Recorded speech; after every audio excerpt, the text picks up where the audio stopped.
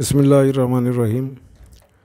সুপ্রিয় এইচএসসি এবং আলিমের ছাত্রছাত্রীবৃন্দ, যারা বিজ্ঞান বিভাগ নিয়ে অধ্যয়ন করছে, আপনাদের জন্য খুবই গুরুত্বপূর্ণ একটা সাবজেক্ট, যেটা হচ্ছে কেমিস্ট্রি তথা রসায়ন। এই রসায়নের এমসিকিউ সিরিজের আজকে আমি দ্বিতীয় পত্রের দ্বিতীয় অধ্যায়টার নাম হচ্ছে পরিমাণগত রসায়ন।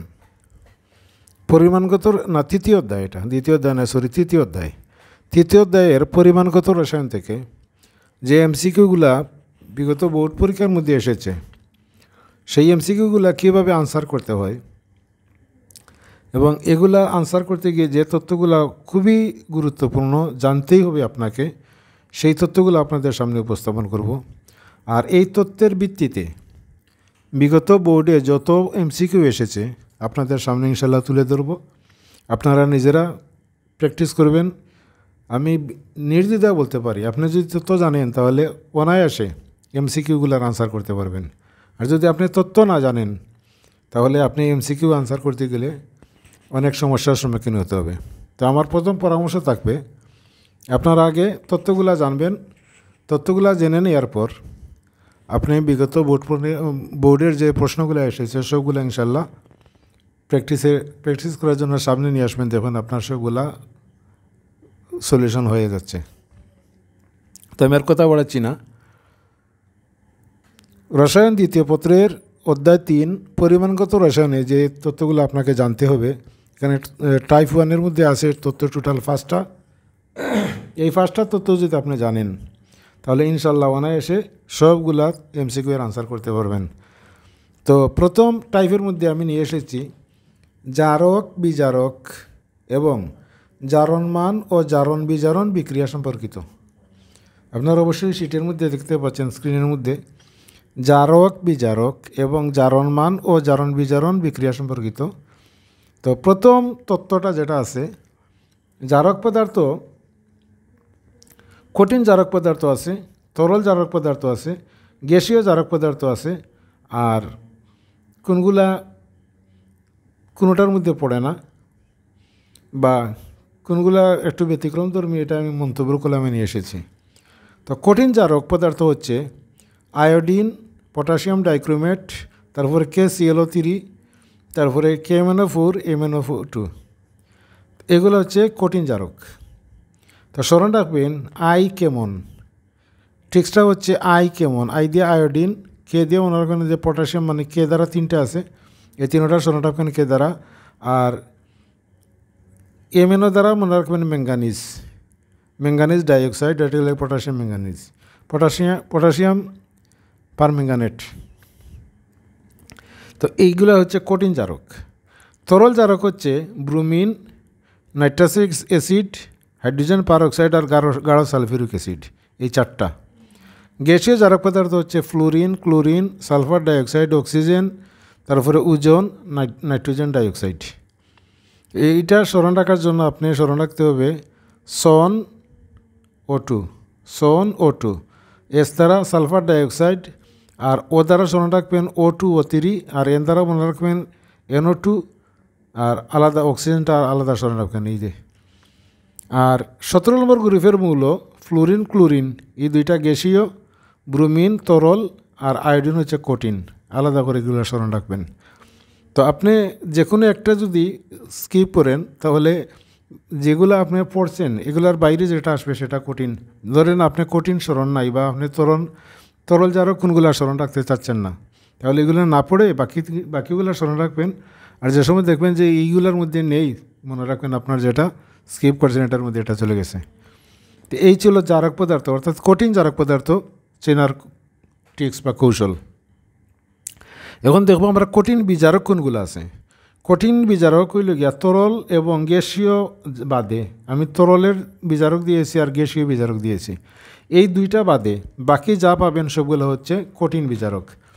তরল বিজারকের মধ্যে HNO2, তারপরে হইল গিয়া H2SO3, তারপরে HI hydrogen iodide, hydrogen bromide, এই 4টা তরল বিজারক।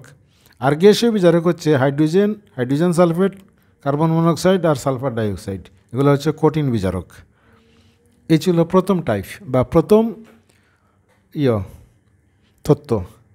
2 নম্বর তত্ত্ব হলো গিয়া জারক বিজারক উভয় হিসাবে কাজ করে। ওজন, সালফার ডাইঅক্সাইড, ফেরাস সালফেট, তারপরে H2 না নাইট্রাস অ্যাসিড HNO2 আর হলো হাইড্রোজেন পারঅক্সাইড। তো এটা স্মরণ রাখবেন একটা টিক্সের মাধ্যমে। টিক্সটা হচ্ছে ইতির সাথী ফিরবে না হয়। ইতির দ্বারা মনে রাখবেন, অতির সাথী, অতির মানে অতিরি মানে ওজন, আর সাথী দ্বারা সালফার ডাইঅক্সাইড, ফিরবে দ্বারা ফেরাস সালফেট, আইডাল লাগিয়া নাইট্রাস অক্সাইড আর ওই লাগিয়া হাইড্রোজেন পারঅক্সাইড, হাই দ্বারা হাইড্রোজেন পারঅক্সাইড। এই ছিল 2 নম্বর তত্ত্ব। 3 নম্বর তত্ত্বটি হচ্ছে রেডক্স বিক্রিয়ায় ইলেকট্রন ত্যাগ করে বিজারিত হয়, আর বিজারক পদার্থ অর্থাৎ রেডক্স বিক্রিয়ায় ইলেকট্রন ত্যাগ করে জারিত হয় বিজারক পদার্থ এবং ইলেকট্রন গ্রহণ করে বিজারিত হয় জারক পদার্থ। এই ছিল 3 নম্বর তত্ত্ব। 4 নম্বর তত্ত্বটি হচ্ছে সোডিয়াম টেট্রাসায়ানেট যৌগে কেন্দ্রীয় পরমাণুর জারণ স্মরণ করে এটা মুখস্থ করে নেবেন +2.5। হাইড্রোজেন পারঅক্সাইডের যৌগে অক্সিজেনের জারণ মান হচ্ছে -1।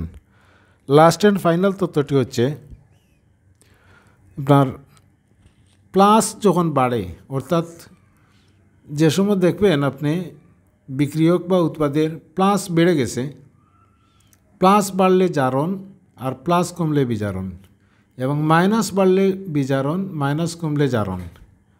যেমন এখানে আছে PCl3, এখানে পি এর জারণ মান +3 আর ক্লোরিনের জারণ মান হচ্ছে -1। আর ক্লোরিন এখানে যেহেতু কোনো যৌগ গঠন করে নাই বিদায় এটা হচ্ছে 0। এদিকে এসে কি হয়েছে P5 আর Cl -1, অর্থাৎ +3 থেকে প্লাস কি হয়েছে +5 হয়ে গেছে, তার মানে এটা প্লাস বাড়ছে। আর প্লাস যখন বাড়ে তাহলে এটা হবে জারণ, তাহলে ক্লোরিন হবে কি বিজারণ। তাহলে ক্লোরিন বিজারণ, যেটা বিজারিত ও জারক, এবং পি হচ্ছে জারণ যেটা জারিত, তার নাম ইয়েটা হচ্ছে বিজারক পদার্থ।